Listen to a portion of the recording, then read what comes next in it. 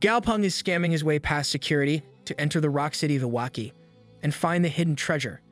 As the guard moves to let him through, Gao Peng coyly asks if he's sure he doesn't need a closer inspection. Luckily for him and his team, the guard just laughs him off and tells him someone strong enough to even frighten their inspection mirror could never be part of the Dao One sect. I'm no genius, but I'm guessing that's the plague god's cult they're on the lookout for. Gao Peng just thanks the guard and mentions that he has some friends too.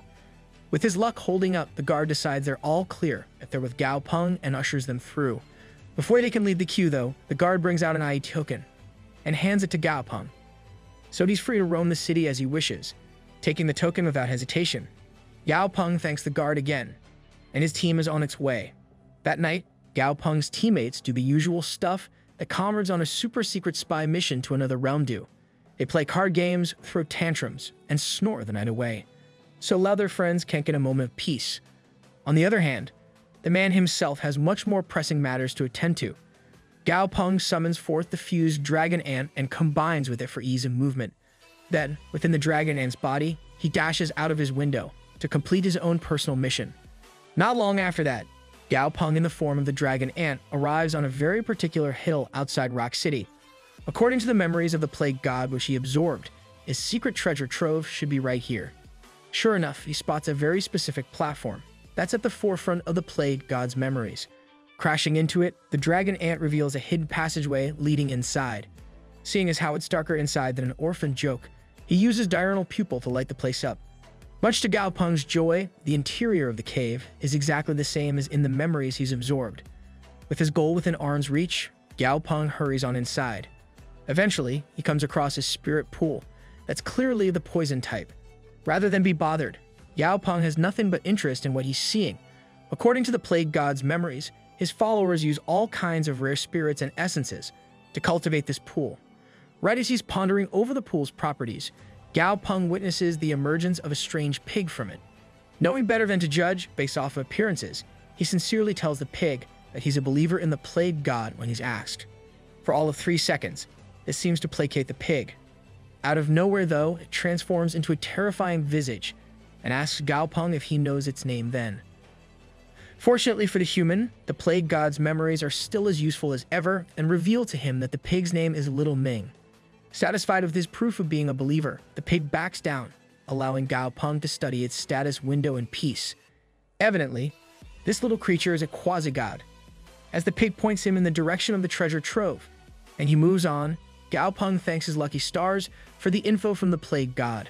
Before long, Gao Peng has arrived at his destination. Bringing up his hands, he pushes open the large stone doors before him to reveal the hidden and long-lost treasures of the plague god. And he's met with an empty cave of a hall, devoid of anything even remotely resembling treasure or a divine artifact. Once he's done yelling and throwing a mini temper tantrum about the situation, Gao Peng separates from Dragon Ant and thinks deeper. With how ingrained the memory of this place's location was in the plague god's mind, there has to be something pretty important here. That's when he notices a whole boatload of ordinary-looking earthen jars in a corner. Gao Peng studies the iron blocks placed on each jar to keep them sealed and wonders just what the hell is inside, since he's never seen a treasure stored like this. Right at that moment, Fishy suddenly summons himself and starts practically screaming about the smell of God's tint. I guess old age finally caught up to his brain. As he starts hopping from jar to jar and giddily examining them, Gao Peng confusedly asks Fishy just what the hell this new term means. Based on how overjoyed the fish seems, he has to ask if there's actually some hidden treasure in the jars too. Fishy responds to Gao Peng's confused questions with a toothy grin and tells him that God's tint is something the plague god prepared himself. All he says after that is that this is a really good thing for gods. Without any further explanation, he then proceeds to leap into one of the jars headfirst and drown himself. In the background, Gao Peng can only watch with a sheepish expression and wonder why someone as greedy as Fishy would share such a thing. I mean, come on. Even he isn't that greedy, I think. Maybe. Probably. Sensing that something's off, Gao Peng uses the system to view the details of this substance. According to the window, God's tint is an elixir, made through countless complex procedures and precious materials. As he notes that the description is vague and doesn't mention the actual ingredients, Gao Peng realizes that this substance is beyond his current upper limit, making it highly useful. Instantly, he summons all his familiars that can fit in the cave and puts them to work. He has Goldie open the jars, while telling him that Fishy is sharing some great treasure with him. Which isn't technically a lie, I suppose. Just like Gao Peng himself, Goldie is stumped that Fishy would put aside his greed and share anything. As he opens the seal on the jar, while mumbling about that, Gao Peng rushes closer to get a good look inside.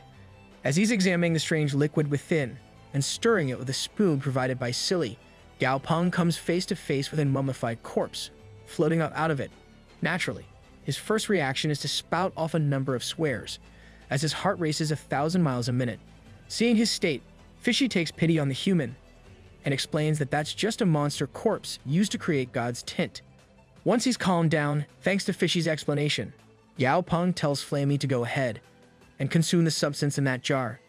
As any sane being would be, Flamey is quite reluctant to do so after seeing what's inside.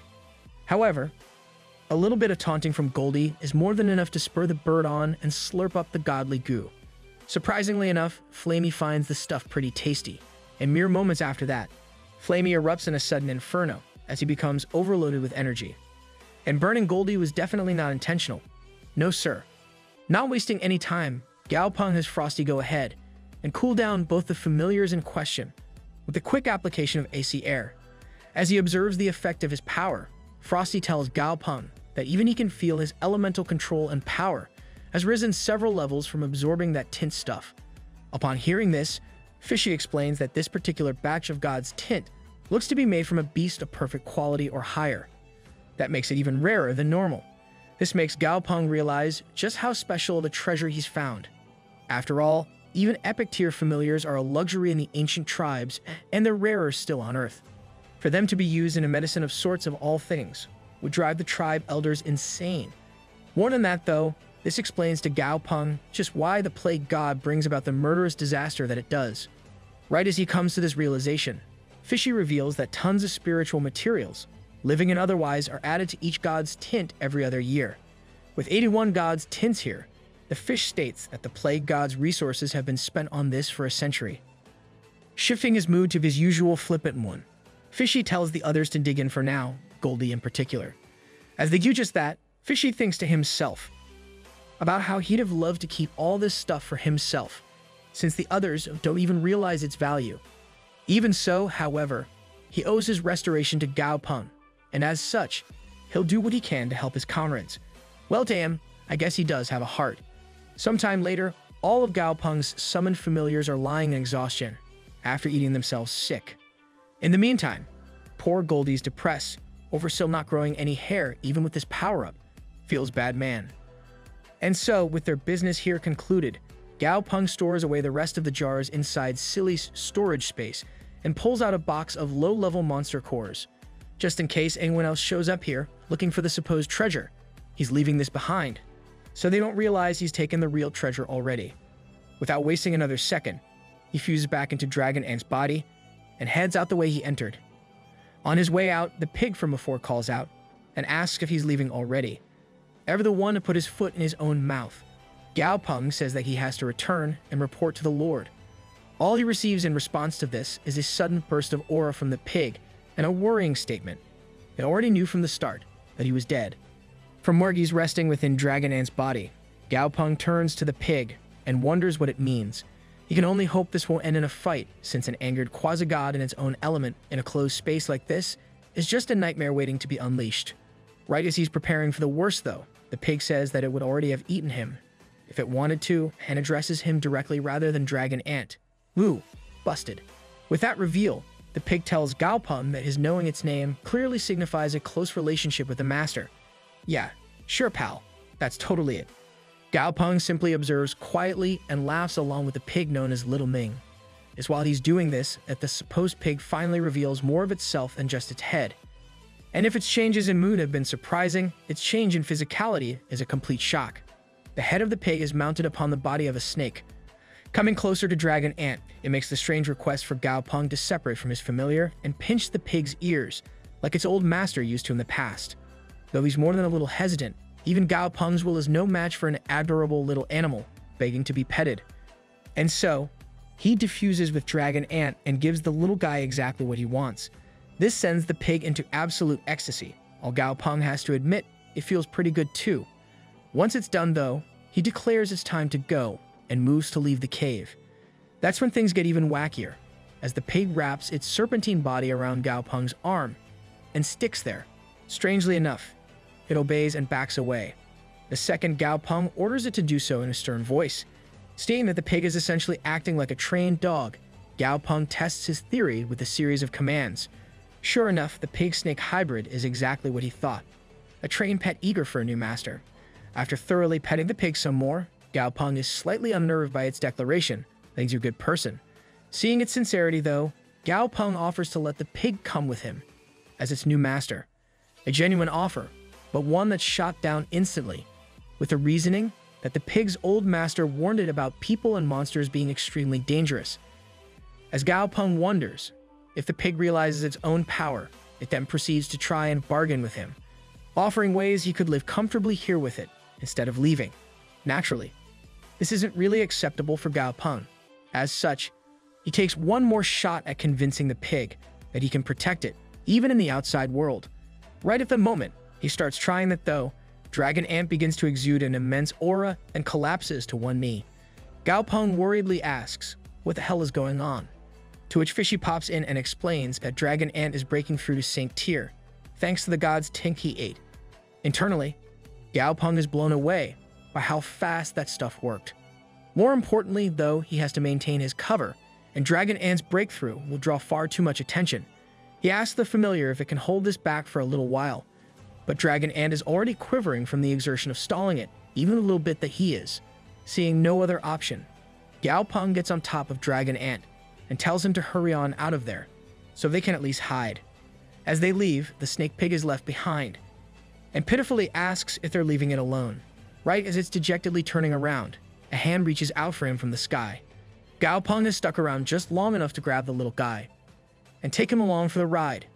As he smiles down at the pig, he asks once more if it would like to join him. This time, the answer comes much easier to the little guy, and just like that, Gao Peng's little family has gained yet another strange new member. Meanwhile, chaos has overtaken operations at a military camp outside of Yancheng City. In one particular tent, a soldier reports to his superior about how the Daewon sex remnants in their holding have broken and revealed the identity of their high priest. The moment the general learns who exactly this priest is, he's livid, as the man is someone he's personally done favors for. At his command, the troops move out to put the fortress on lockdown and capture the leader of the Played God's followers. Seems like the general's taken that one rather personally, eh? In the skies just beyond the walls of Rock City, a flying familiar patrols, while a massive barrier is erected around the city limits as a trap of sorts. Down within the city itself, an employee in an inn comments on how things are really getting out of hand. As fate would have it, this particular man's establishment is where our main man's team has spent their night. The rest of the team is wondering just where the hell Gao Peng is in the midst of all of this, when, lo and behold, the man himself shows up out of nowhere. Altogether, the team members unite to deliver the mother of all frustrated glares in Gao Peng's direction. As he wonders what the hell's up with them, Gao Peng runs through a mental checklist. After finally evolving Dragon Ant, all he's done is catch some sleep for the first night in a while. Within the time that he's slept, however, it seems he's missed quite a lot.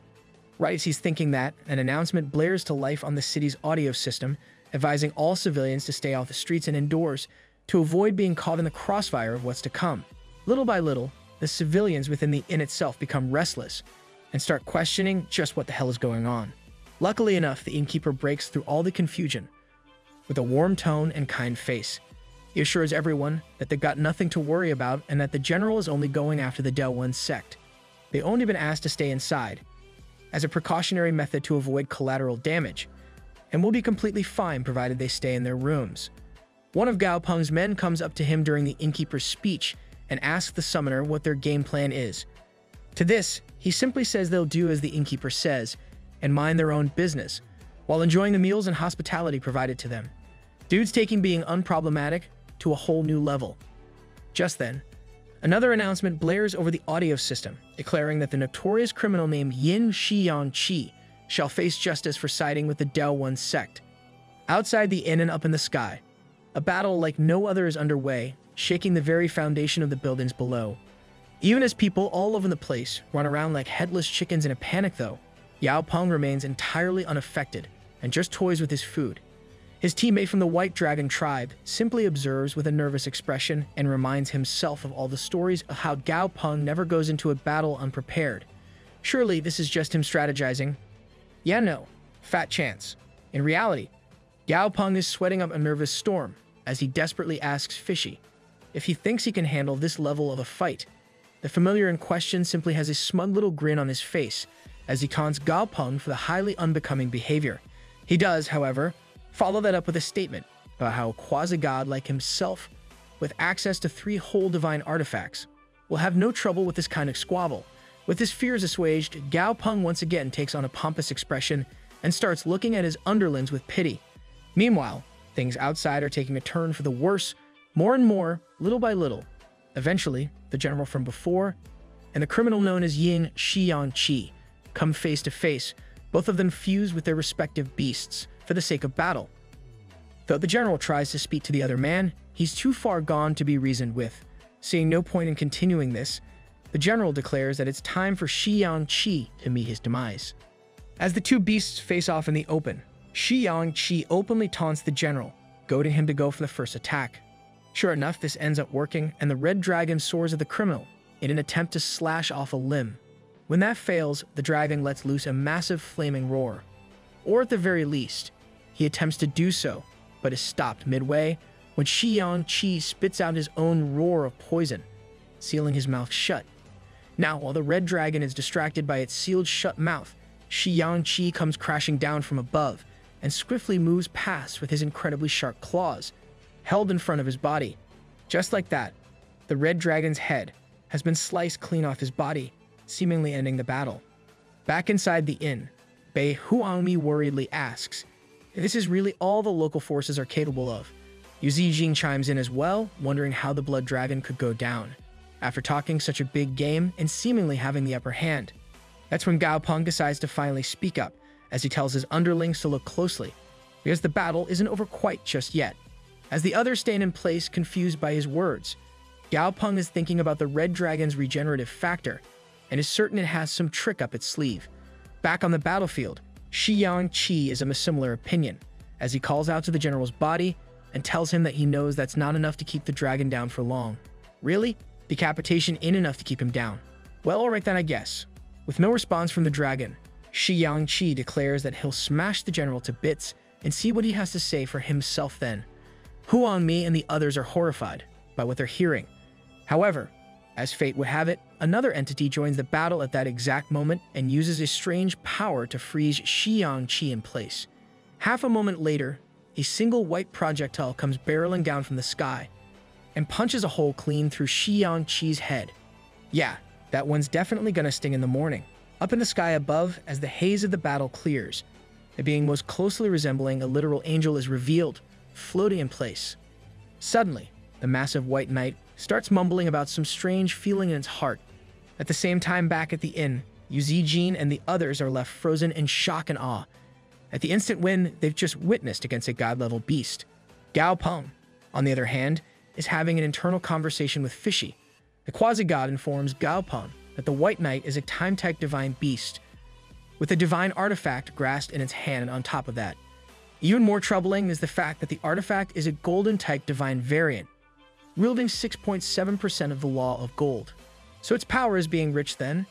As if the situation wasn't already bad enough, Fishy gets closer to Gao Peng and tells him there's one more troublesome thing. This monster has probably sensed Gao Peng's presence here already. Oh, he's so cooked. As Silly starts yapping about the beast's powers and likens them to his own, Gao Peng draws the conclusion that Time's ability is kind of like a powerful magnetic field, influenced by the strength of others around it.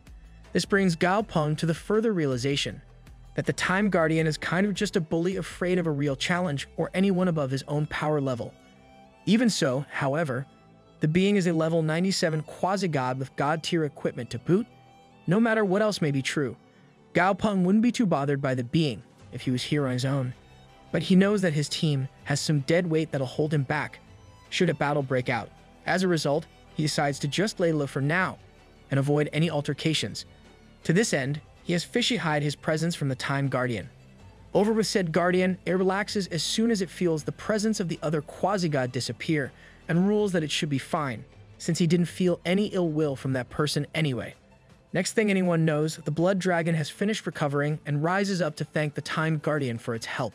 Said guardian just tells the dragon to keep up the good work protecting their country and disappears into the sky. Back at the inn, Gao Peng resolves to keep himself as hidden as possible, even as his teammates marvel at the blood dragon's survivability. A few days after the titanic battle between beasts, Yancheng City is on the difficult path to recovering from its aftereffects. About half the city was caught up in the damage caused by the battle, and countless buildings were ruined, if not straight out reduced to rubble. As he sips on some coffee inside his room, Gao Peng looks out at the city and thinks about how it's been in constant turmoil ever since the battle. With the general's forces hunting down the remaining rebels and the military withdrawing, you'd think the cleanup would be pretty much done by now, but there's plenty left to do. Suddenly, out of nowhere, a procession comes marching through the city streets with a massive coffin held above their shoulders and a pair of giant beasts guarding them. As the leader of the procession blows on a horn, Gao Peng is reminded of the past and how so many customs seem to be the same here as they are on Earth. Frankly, it's rather chilling what the implications of such a thing are. Down in the streets below, the procession stops at the command of its leader. Here, halted in essentially the middle of the city, the leader tells his brute to prepare the sacrifices for the king of the underworld. As per the orders of the mustached menace, several prisoners are brought out wearing gags, blindfolds, and handcuffs. Up in his window, Gao Peng is absolutely frozen with shock when he realizes these prisoners aren't just humans, but earthlings at that. Gao Peng is certain that this is the case since the skin color alone is something that aliens aren't capable of replicating, even in the worst circumstances. I mean, what about body paint though? Down in the street, the prisoners are gathered into a huddled group as the procession's leader starts chanting with his hands raised. As he finishes his chant, a burst of power occurs, blowing tons of dust and wind into Gao Peng's eyes. When it finally clears though, the sight he's treated to is far from welcome. From one corner of the coffin carried by the procession, an all-encompassing darkness leaks out and rises up towards the sky. Though he's never seen this before in his life, Gao Peng is surprised to find the feeling and scent of this darkness is eerily familiar. Ever the helpful exposition device, Fishy explains that that's the stench of death, something with the same source as his second familiar, Dumby, which is why Gao Peng finds it so recognizable. Right as he's pondering over something else Fishy has said, an open palm suddenly emerges from the dark energy and curls over the human prisoners. Within a moment, the lot of them are crushed, along with several yards of ground. All around them, the procession's leader sighs a breath of relief and comments that it's almost over. That relief quickly morphs to shock and horror, though when he realizes that the sacrifices have disappeared and were not killed by the Dark Hand. Suddenly, in a shocking, disturbing, and altogether rather gross turn of events, an eye snaps open on the surface of the hand and starts demanding where its delicious treats have gone. The members of the procession fall to their knees and start begging the beast's forgiveness, but mercy is not something it has in large supply. With its original victims nowhere to be seen, the beast turns its sights on its own worshippers and snatches one of them up by his clothes. Over with the rest of the worshippers, a young boy suddenly screams out at the hand to let go of his father. Using the strongest skill of his ox familiar, the boy manages to free his father and even damage the hand a bit. Unfortunately for the boy, this results in an immediate beating and scolding from the leader of their group.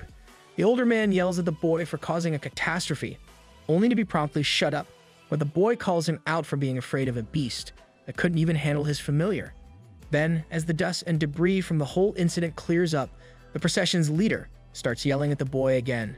He explains that the beast they summoned was simply the love child of Hades, but now the real deal is pissed off.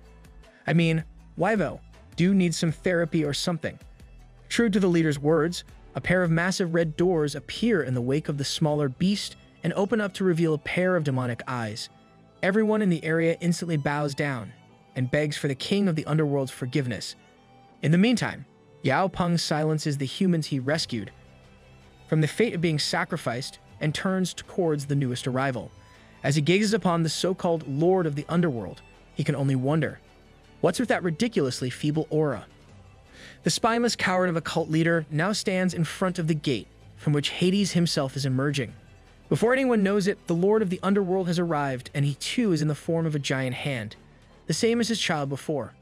As per their leader's orders, the worshippers all fall to their hands and knees, begging Hades for forgiveness. The ruler of the underworld in question senses around them for powerful beings and realizes that there shouldn't be anyone here greater than himself. Should being the keyword. Right as Hades is about to let loose on his own worshippers, he suddenly finds himself and the others transported to a barren wasteland out of nowhere. Before Hades can truly express his full anger and take it out on the humans, though, a dark purple fist grabs the ruler and proceeds to absolutely crush him, terrifying the creature of darkness. The group's leader is as confused as anyone else, when just moments later, the gate Hades emerged from his crushed to tiny pieces, and Dumby appears before him in his full glory. That lasts for all of half a second, before the undead ruler disappears as well, leaving the worshippers to wonder just what the hell they just experienced. As for Gao Peng himself, he's still at his room's window, more disappointed than ever by just how little of a challenge the whole thing was. Getting over his annoyance, Gao Peng turns to face the real reason he intervened, the humans he rescued from being sacrificed. At the last moment, when he asks where they come from, one of the humans explains that he's from the fiery suit tribe without hesitation. Another of the men is quick to berate him for giving up information like that to their enemy, seeing as how Gao Peng is still in his disguised form. The savior in question is already lost in his own thoughts, though, seeing as how he doesn't know of any fiery suit tribe, and these people having a different dialect than the ancient tribes, he can only assume that they're indigenous to Gu-Tian-Shidi and have common ancestry with the ancient tribes.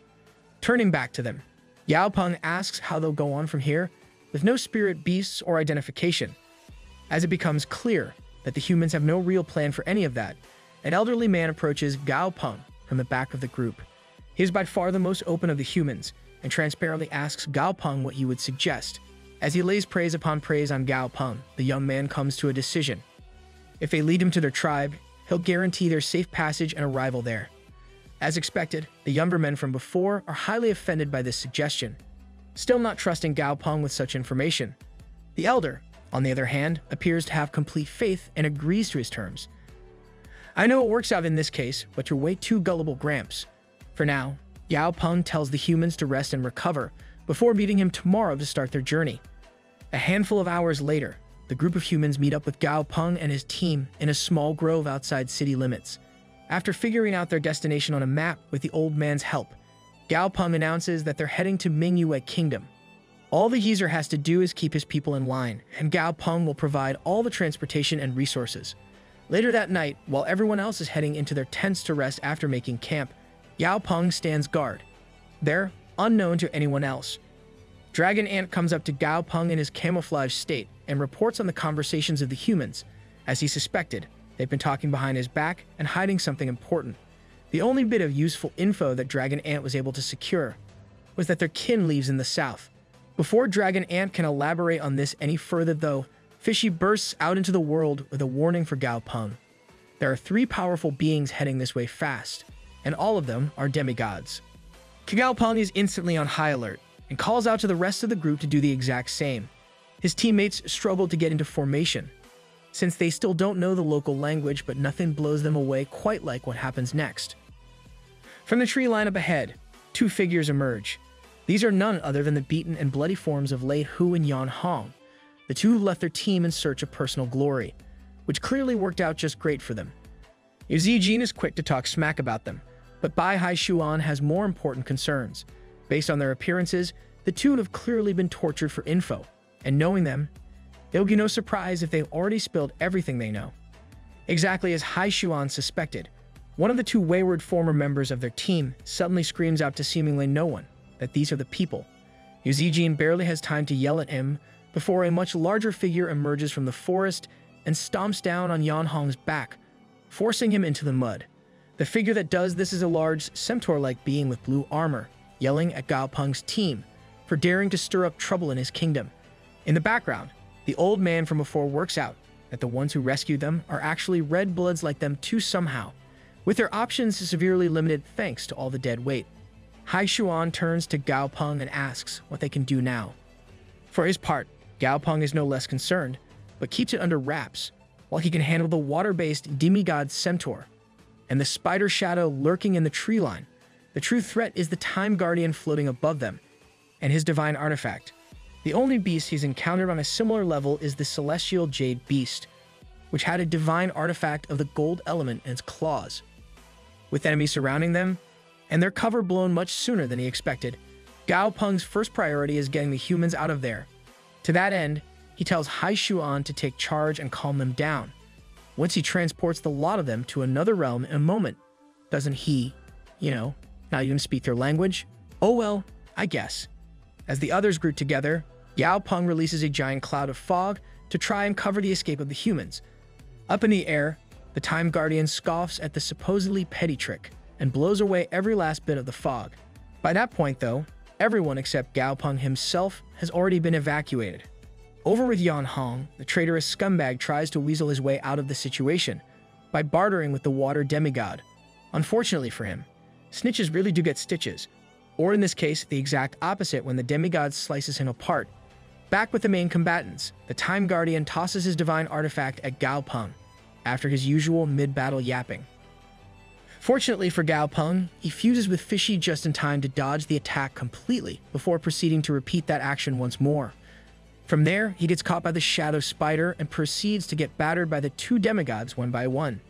Seeing this, the Time Guardian realizes something is off, since a quasi-god shouldn't be so easily beaten regardless of the circumstances. Sure enough, this was all part of Gao Peng and Fishy's plan. While the others' guards are down, he suddenly activates the Golden Jaws artifact and makes a move on the Shadow Spider, ready to end it then and there.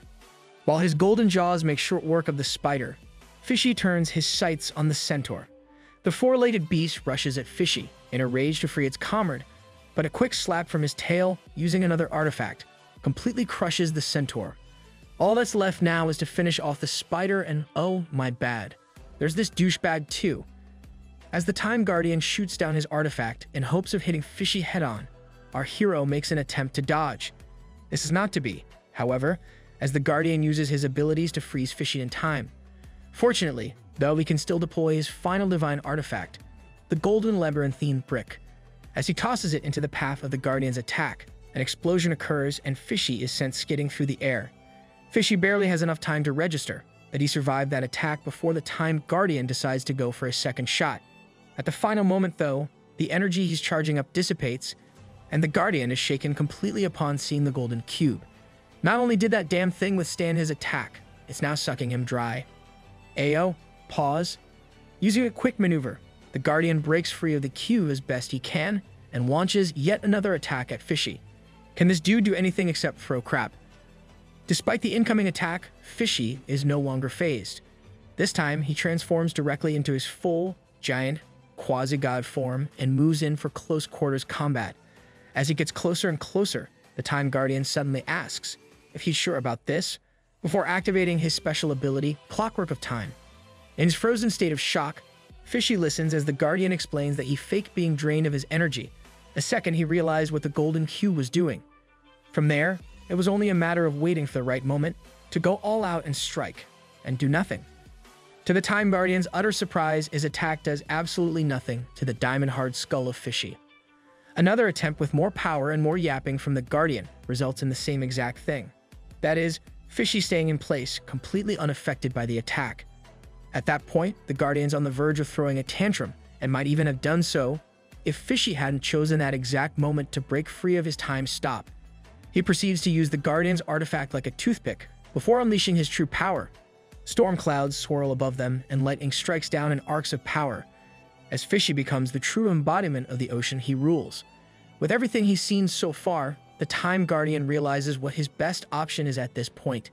As such, he turns on his heel and flees as far from Fishy as he can. Luckily for the Guardian, that just so happens to be the moment Fishy finally runs out of energy as well and collapses to the ground below, before being able to chase after him. From within their shared mental space, Gao Peng worriedly calls out to Fishy and asks if he's okay. Though he's clearly exhausted and worn out on top of his injuries, Fishy puts on a brave face and tells Gao Peng that he's fine, thanks to Gao Peng's lessons on being resourceful in battle. Right now, though, they have to get the hell out of here, before any of those demigods decide to come back. With that decided, Fishy deploys the golden cube behind himself to cover his tracks and flies off in a seemingly random direction. Inside their mental plane, Gao Peng examines Fishy's injuries and realizes how severe they must be. Not even a moment after that thought races through his mind. Fishy finally collapses fully and forcefully ejects Gao Peng from their fused state. Once he's out, the first thing Gao Peng notices is that they're in the middle of the ocean. After struggling to stay upright and getting afloat, Gao Peng studies Fishy's stat window. As expected, his state is displayed as severely injured and unconscious. Moving past that concern for now, Gao Peng focuses on the fact that they're safe for now and decides to make that more permanent. With a quick summoning, he calls out Dragon Ant and fuses with him this time. As soon as he's ready to take off, Gao Peng has Dragon Ant activate stealth mode so they're not tracked. From there, he travels over the ocean and through the sky for a grand total of 3 whole days. It's towards the end of the 3rd day when Gao Peng spots a cavern nestled into a nearby mountainside, thanks to Dragon Ant. At Dragon Ant's suggestion, they head inside to scope out the place and see if they can set up camp for the time being. Sure enough, even just a cursory glance shows that the cave is more than large enough for their purposes. As soon as they touch down inside and he diffuses from Dragon Ant, Gao Peng summons Silly, only to get glomped onto. Evidently, one of his oldest familiars was absolutely terrified by the prospect of losing him. After spending a couple of minutes just comforting Silly and reassuring him that everything's fine now, he has the little guy release all of the people that were stored inside his pocket dimension for safety. Once the others are out, Gao Peng tells Hai Shuan what the situation is and assigns him to take care of everyone settling in, while he explores more of the cavern. The reason for this is simple. He heard the sound of flowing water further inside earlier, and he needs that to help Fishy heal. Sure enough, he finds a stream not long after that and quickly places Fishy's body inside, so he can start using the water to heal himself. All of a sudden, Goldie shows up out of nowhere and starts comforting Gao Peng, as if they're at a funeral. Naturally, this prompts Fishy to literally break out of his coma, just to cuss the crap out of Goldie before instantly falling back asleep. Yeah, that checks out. Even more sudden than Goldie's appearance is that of, we'll call them Hammy. So even more sudden that Goldie's appearance is Hammy's, who seems to just spawn inside of the stream with Fishy to tell Gao Peng that he was right about the world being dangerous. Can't say he's wrong, to be fair. Gao Peng can't argue that point, so he tells Hammy that he doesn't plan to make him fight anyway, so he can just go chill out in his own space. Before long, all of Gao Peng's familiars have gathered around Fishy to show support for their comrade. Silly even goes as far as to pour a bottle of his treasured fruit skin essence straight into Fishy's mouth to help him along. After that, Gao Peng moves off to have a conversation with Hai Shuan. For the most part, it's just him reassuring him of a couple of things. Namely that he made sure that they wouldn't be followed, and that he wasn't the one to off their former teammates, and he wouldn't have, if he could either. At some point in the middle of that conversation, the elder from the group of humans comes over too, and they explain their situation as spies to him, so he knows that they are indeed humans like the others here. Hai Shuan tells Gao Peng that the hostility they were previously faced with has been pretty much gone, since that particular reveal as well, which can only be a good thing. While all of that is going on with the main players, 2 particular individuals are about to go off on an adventure of their own. In particular, Slicey has convinced Mousy to head on out together and hunt down some treasure to impress Gao Peng while he's here. Unknown to the both of them, something sinister lurks in the woods outside of their cavern, waiting for any prey that dares cross his path. Not far from the cavern where the humans have taken shelter, there is another cave that houses a trio of apex predators, beasts so vicious that all who lay eyes on them are sent to the afterlife before they can speak a word of them to anyone else, as these 3 vicious canine beasts exit their cave and feast on their latest catch. Their true nature is revealed. They're honestly just a bunch of fluffballs, or one fluffball with 3 heads rather. As with any group of siblings, they then proceed to start arguing over who's getting more food and who should be getting it. From where they're hiding in some bushes off to the side, Slicey and Mousy can only watch on and listen in equal parts, fascination and confusion, deciding to keep observing the apparently 3-headed dog. The unlikely pair of Mouse and Beale continue following stealthily. As the 3-headed canine ventures further and further into the forest, the heads start arguing with each other over whether they should head home or not before their mom gets mad. For better or worse, the pointy-eared head, henceforth dubbed Pointy, talks the others into exploring and taking whatever scolding they get later. As they're walking though, the middle head, which shall now be known as simply Doggo, yells out something about food and starts rushing in a particular direction with 0 warning. Eventually, the trio in one reach a semi-enclosed cave, where a beetle of some kind is sitting atop a pile of rocks. Instantly, the third head, henceforth known as Fluffy, finds the whole situation to be odd, to say the least. Despite his desire for a cautious approach, though, Pointy is too overconfident for that, and Doggo is just straight up too dumb and hungry. And so, the adorable mini Cerberus leaps at the beetle, ready to tear it to shreds. Unfortunately for them, this particular beetle is always battle-ready. Slicey turns his head, just in time to spot every single one of the weak spots on the dog's body and proceeds to tear them to shreds. The cuts are so clean and precise that they don't even register in the dog's heads for a moment. When they do, though, the canine heads scream in agony and collapse to the floor. Next thing they know, they're unconscious and being dragged along by Slicey to his own base. Early in the morning of the next day, Gao Peng visits Fishy in his personal recovery pool, while the rest of his familiars rest together in a large dog pile of sorts. It's while he's smiling in relief at seeing Fishy recovering well that Gao Peng first hears the arguing voices of the dog heads. His confusion doesn't last long, as Slicey brings them straight to his master, as they continue to argue about who's responsible for getting them into this predicament, between Fluffy and Pointy, both teaming up to crap on Doggo's leadership skills. The middle head is left pretty dejected. By the time they reach Gao Peng, the man in question just watches Slicey and Mousy interrogating them like some common criminals, and wonders what the hell they've gotten up to. More importantly, though, the Cerberus' status window is quite interesting. After quickly studying it, to learn that they're a level 71 Emperor tier hell dog, Gao Peng finally joins the conversation and asks what the hell they're all doing. Almost as if to purposely terrify them, Slicey tells Gao Peng that he's brought dog meat for them to feast on, and they should start before it starts rotting. Bro made his first appearance in like 20 chapters and instantly started swinging. As for the dog heads, well, they're pretty understandably scared of this sadistic little beetle dude. All of a sudden, Pointy and Doggo start arguing like a couple of savages about whose fault it is that they ended up getting caught and brought here. Meanwhile, Gao Peng is stuck watching this whole train wreck of an interaction, while still being unsure of what the hell is happening. Eventually, Slicey himself steps in and breaks the two up, with the threat of knocking them both on their shared backside. With the dog's silence, Slicey goes up to Gao Peng and tells him that he and Mousy have captured this feast for him. In that moment, the dogs put two and two together and realize Gao Peng is even further up the food chain than their kidnapper.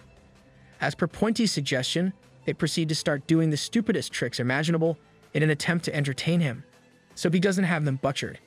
I mean, this would make me want to butcher them faster, but sure, I guess. It's only when Doggo starts eating rocks for some reason that Gao Peng has had enough and tells Slicey he can go ahead and eat the idiots.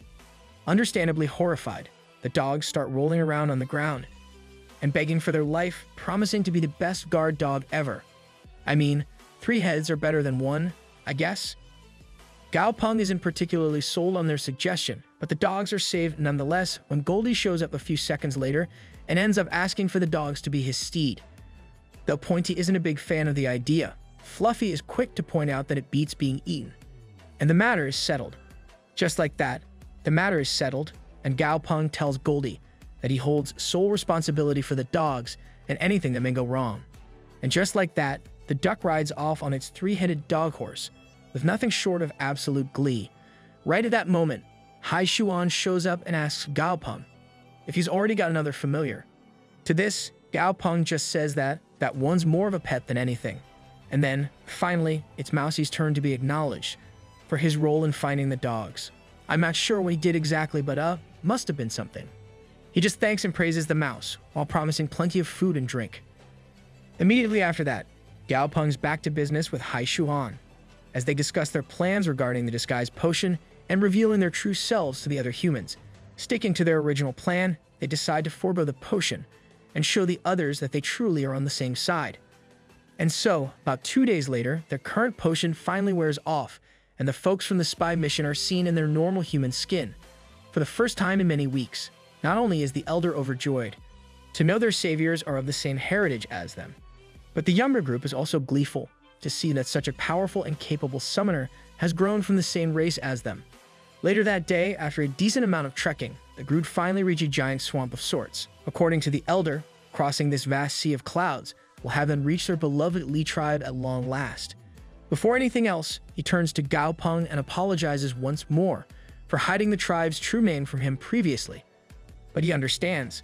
More importantly, Gao Peng's concern right now is how treacherous this vast swamp looks, to the point even Flamey's eyes can't see through it. Even more concerning is when Da Zi tells him that he can sense a whole lot of angry energy inside the swamp. Wanting to avoid any disastrous accidents, Gao Peng asks the elder if there's any way around the swamp, only to receive an emphatic no. Even going over it is not an option, because of some sort of terrifying presence living and lurking inside the gray mist of the sky here. For the first time since his recovery, Fishy speaks up from Gao Peng's shoulder to tell him he can sense a behemoth inside the lake ahead, and that the body of water is absolutely massive. In order to get through this, he lays out a plan for Gao Peng to follow. First, he'll store away everyone inside of Silly, like he did to rescue them before. Then, he'll fuse with Fishy, and the two will stealthily swim past any and all guards to get inside the village without any fuss at all. Naturally, Gao Peng is concerned about Fishy's health, but the familiar assures him that he feels more than healthy enough to get this done. With that, their decision is made. Unbeknownst to any of them, deep in the middle of the lake sits a strange creature that devours all who venture too close to it. Putting their new plan into action, Gao Peng and Fishy have made their way across a decent chunk of the river when they finally come across it. The true peril within this place, a colossal mirage beast. Instantly, Fishy is all over the idea of eating it and says that he'll easily go up 2 levels if he gets the whole thing down his gullet. For his part, Gao Peng is more focused on the tactics employed by the marine life in this area and how quickly it changes to adapt and survive when coming across a threat. Quite frankly, some of these things are the ideal hunting companions. In that moment, though, he focuses back up on their goal and asks Fishy what the plan is from here. Fishy explains that the mirage isn't fully awake right now and is making itself seem threatening by using an illusion so it can sleep. With a smirk tugging at his lips, Fishy brings out the gold labyrinth brick to demonstrate his current max power, only to become depressed at the sight of its damaged condition. This causes Fishy to shortly mourn the divine artifact, as well as his own Sea Emperor fangs, except those can still heal by eating other monsters at the very least. This brick, on the other hand, will take ages to recover without outside intervention. Regardless, Fishy comes back to the moment and decides to get to work for now. Raising the brick over his head, he shoots out a beam of golden light that creates a reverse vortex of sorts. As it moves towards the mirage, Fishy explains that reversing the brick's power of devouring switches it to a propulsive force. Sure enough, Fishy is able to manipulate the currents of this propulsive force into what is essentially a water javelin of the utmost sharpness and tosses it straight at the mirage. Still half asleep and not having its wits about it, the mirage ends up being struck by the javelin, which Fishy quickly freezes into a massive chain of ice crystals, expanding far enough to rise out of the water's surface like an iceberg. Next, Fishy leaps out of the water himself, takes to the sky, and expands to his full quasi-god form. As the absolutely titanic fish that he is, he crashes into the crystal, shattering it into tiny pieces and leaving nothing but a cracked shell in its wake. As Fishy closes in on what he calls the shell of woohoo, Gao Peng curiously pokes at the pearl that's peeking out of the cracked shell. This, however, proves to be perhaps the greatest mistake he could have made, because as soon as his hand comes into contact with the pearl, a piece of shell flies into his chest and knocks Gao Peng into the sweet, sweet land of unconsciousness. An unknown amount of time later, after floating through dark inky blackness for who knows how long, Gao Peng awakens. Not in the water he was in before, nor in the cavern he was in before that. No, Gao Peng awakens in a completely unfamiliar hospital bed, feeling a constant pain in his body. As he sits up to get a better look at his surroundings, a nurse enters the room and comments about how he's finally awake. Before Gao Peng even has the chance to ask any questions about his location, 2 people he would have never expected to see again in a million years come through the door and greet him. Right before his eyes, as if nothing ever even happened to them, stand Gao Peng's mother and father, just as he remembers them. As he sits up in the bed, with his long-lost parents huddled around him, Gao Peng can barely understand what the hell is going on. Even as his mother strokes her hand through his hair, and his father teases him for being half asleep, Gao Peng offers no response. If anything, he gets more and more panicked with each passing second. Only when his mom gets up to leave and calls a doctor does Gao Peng finally move, and he does it to stop her. He desperately clings onto what he knows shouldn't be possible, and tells his parents that he just missed them a lot. Smiling gently at him, his parents jokingly ask if he's still scared of the hospital, even after being all grown up. More importantly, they promise they'll go home together once he's feeling better. As soon as Gao Peng thinks of the term going home, he feels a splitting headache, threatening to overtake his consciousness. Worried about his condition, his mother instantly comes to his side and tells Gao Peng to lie down and rest, since a head injury is no small matter. The pain gets so intense, it causes Gao Peng to physically cringe, but he can't shake the feeling something is wrong. He tries to remember what happened to put him in the hospital as hard as he can, but comes up completely blank. For some reason, he can't remember anything about how he got hurt. For now, though, maybe it's enough that his parents are here and taking care of him. As they leave the room to let him rest, he almost manages to drift off to sleep. Only in the last moments of wakefulness does he hear a familiar voice that causes him to jolt up again. That voice, he knows it, as he spots the tail of the fish swimming out his door from the corner of his eye. Gao Peng rips off his bandage, gets out of bed, and races after that fish.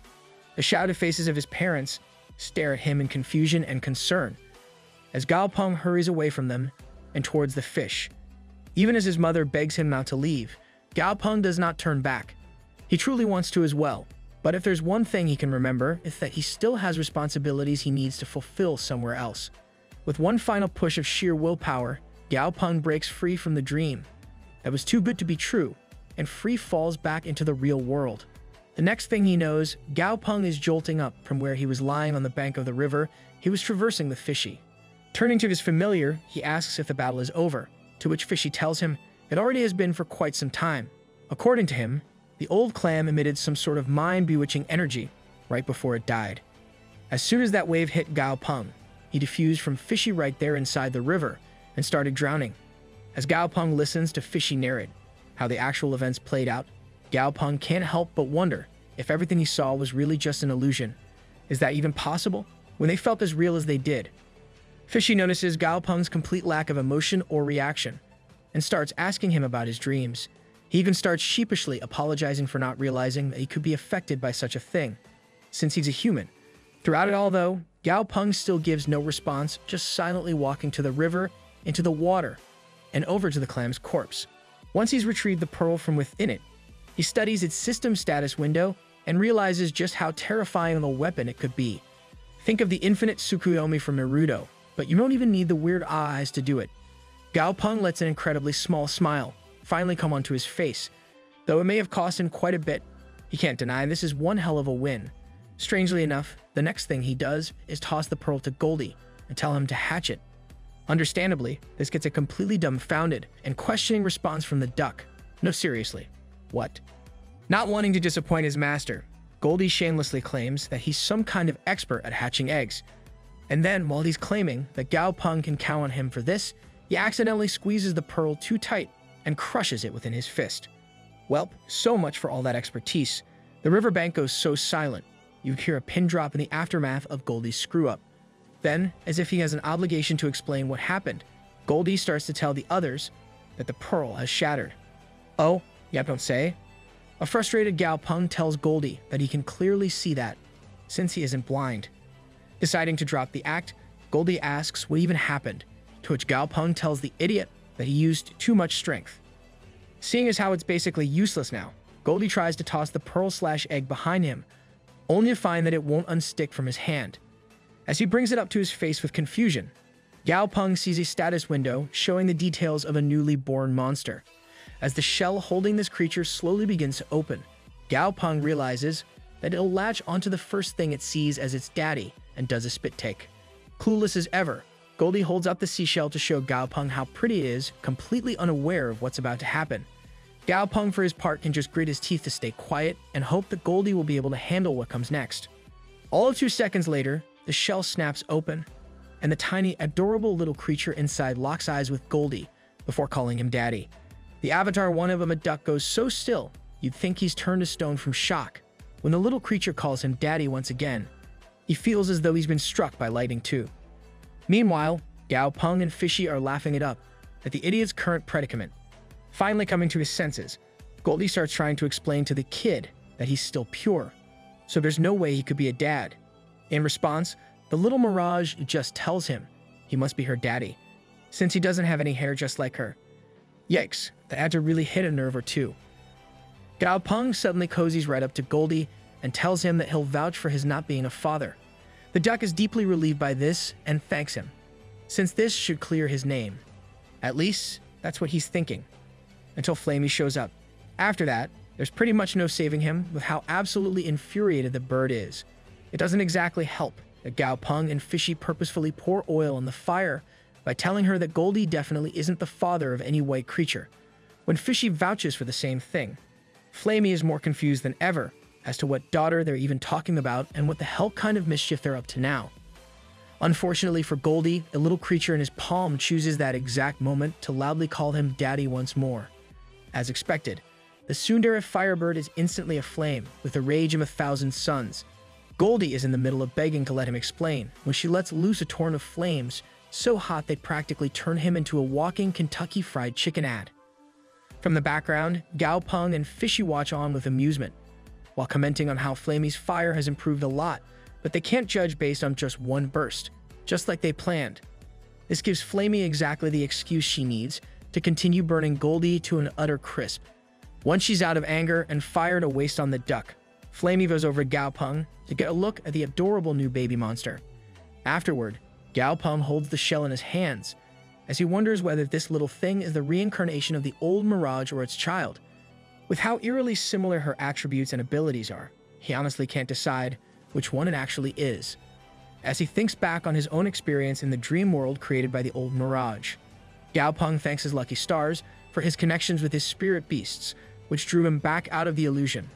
If not for those, he would have become nothing more than a comatose NPC in a fake world that amounted to nothing more than an illusion. Now he has the power to inflict that on his enemies. Once he's trained up his newest familiar to a sufficient level, with that kind of power as his secret weapon, he can do anything. The sinister intentions are so clearly visible that Fishy of all people has to tell him to pull himself together. That's just embarrassing, man. The next day, Gao Peng and his familiars arrive in a monster-infested swamp. As he asks Fishy if he should go up to the batter's plate this time, Fishy lazily tells him to bring in Goldie. As soon as he realizes he's getting some action, the overdramatic duck mounts his new steed and rushes into battle like a bloodthirsty maniac. Off in the distance, a couple of dirt roads over, some toads inside another swamp witness the signs of destruction nearby and comment on how the one causing them must be a true master. Oh, pal, you have no idea. The end, for now.